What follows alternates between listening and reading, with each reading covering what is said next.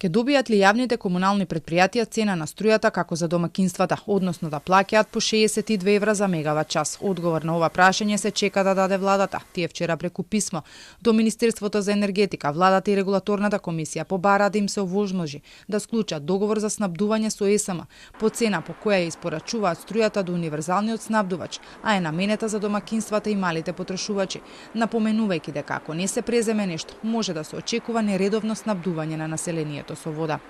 Од владата пак се одговорија, се бара решение. Како влада сме свесни за состојбите и во овој момент е формирана балансна група која треба да го изнајде најдоброто решение. Штом се постигне согласност од сите засегнати страни кои се вклучени во овој процес, владата ќе ја информира јавноста. Од ЕСМ за Телма велат дека досега до нив не е стигнато овакво барање. Според законот електрани, струјата која не е намената за домакинствата ја продава на отворен пазар преку ЕСМ продажба, по цени кои се креирани согласно моменталните пазарни услови, односно приближно на оние од берзата. Од регулаторната комисија велат дека најголем дел од јавните комунални предпријатија по закон со струја треба да се снабдуваат на отворен пазар и така треба да остане. Таму пак цените се повисоки од оние по кои ЕСМ им ја испорачува струјата на домакинствата.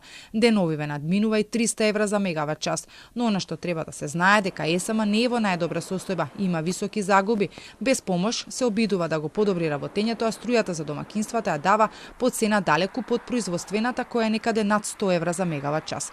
Па од тука се отвара прашањето какви финансиски дополнителни импликации ќе има ЕСМ ако на 90 јавни комунални предпријатија им испорачува струја по цена за домакинствата.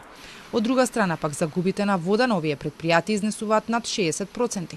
Регулаторна неколку пати побара тие да ја утврдуваат цената и за водата, а не да одредуваат само најниска и највисока цена, па потоа советите на општините да го имаат крајниот збор.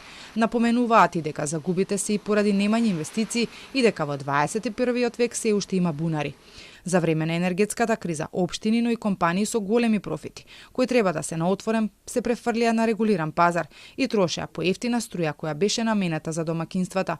Тогаш регулаторите предупредија да се тргнат од регулираниот пазар затоа што ќе направат притисок на цената за граѓаните.